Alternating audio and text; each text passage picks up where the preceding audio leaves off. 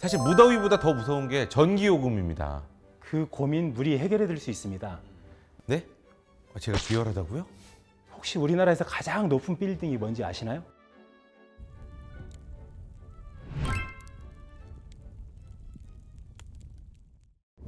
한국수자원공사와 함께 숨은 에너지 지도를 펼쳐보는 시간, 진행을 맡은 아나운서 최승입니다.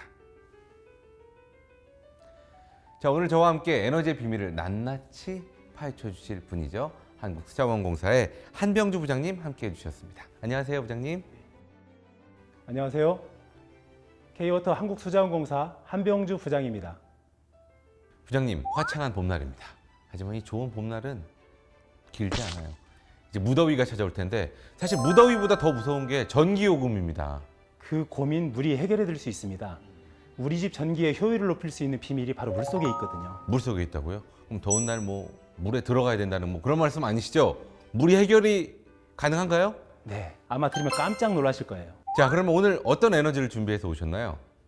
댐, 호수, 하천 등 물이 가지고 있는 온도를 활용한 수열 에너지에 대해서 이야기해 보려고 합니다. 그러니까 물 자체를 데우거나 식힌 게 아니라 물이 가지고 있는 그 고유의 온도를 활용하는 거 말씀이시죠? 네, 맞습니다. 예를 들어 한여름에 계곡에 가면 밖은 엄청 더운데 물 안은 아주 시원하잖아요.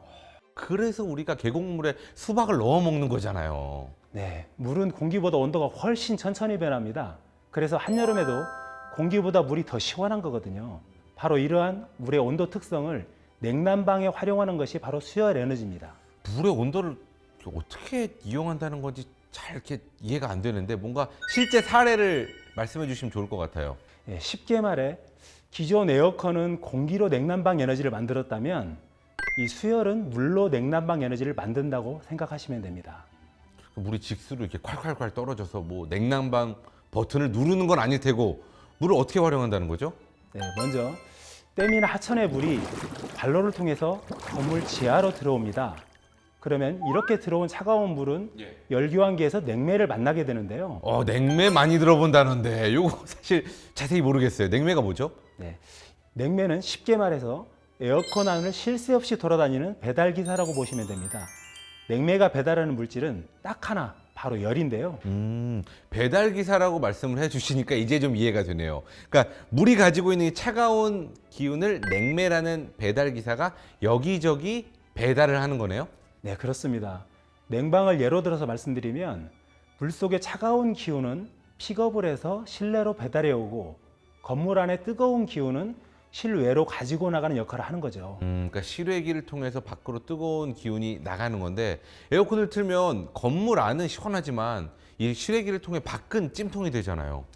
그렇죠. 그런데 이제 수열 에너지를 이용한 냉방은 실내에서 발생한 열을 공기가 아닌 물을 통해 방출하기 때문에 뜨거운 바람을 뿜어내는 실외기 자체가 없습니다.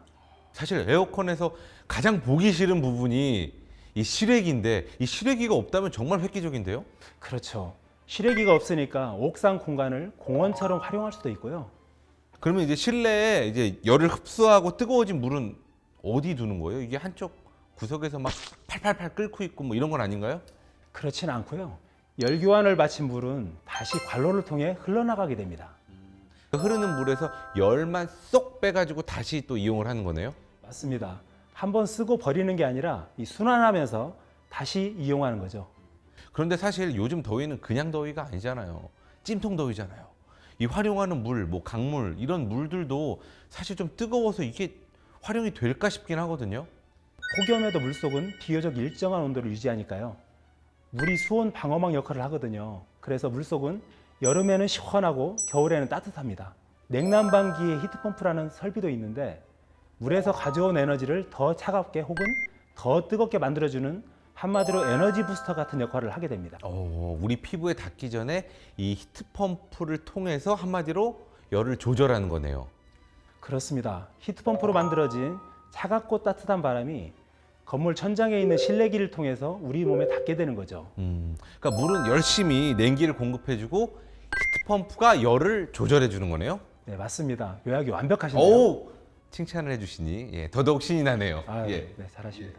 자, 물로 에어컨을 돌린다는 건 이제 이해가 됐습니다. 얘기를 듣다 보니까 걱정되는 점이 아무래도 전기요금. 이거 굉장히 걱정이 되거든요. 근데 오히려 반대입니다. 수열 에너지는 공기열을 이용하는 일반 에어컨보다 전기를 훨씬 적게 쓰는데요. 열을 옮기는데 전기가 엄청나게 쓰일 것 같은데 아닌가요? 그렇게 생각하셨다니 혹시 비열 아십니까? 네? 제가 비열하다고요? 그 비열이 아니라요. 어떤 물질의 온도를 1도씩 올리기 위해 필요한 열의 양을 비열이라고 하는데요. 아니 그나저나 비열이 뭐 어떻다는 거죠? 예, 물이 공기보다 비열이 4배가 높거든요. 다시 말해 물이 공기보다 열을 훨씬 많이 비축할 수 있다는 뜻이죠. 그래서 같은 열을 가해도 물이 공기보다 천천히 끓고 또 식을 때도 천천히 식거든요. 알겠습니다. 이해됐습니다. 그런데 끝까지 비열하시네요, 부장님.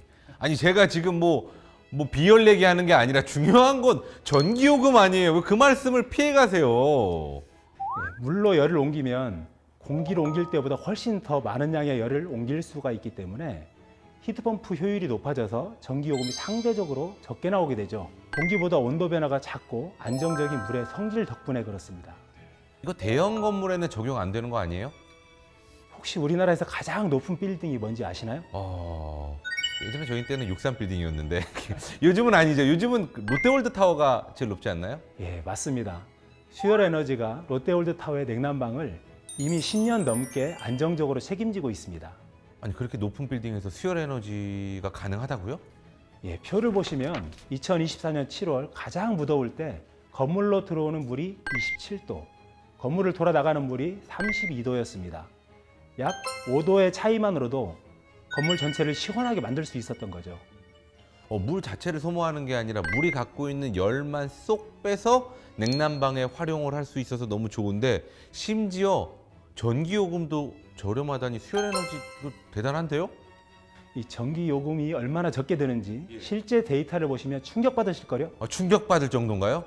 수열 에너지가 얼마나 돈을 아껴주는지 여러분 궁금하시죠?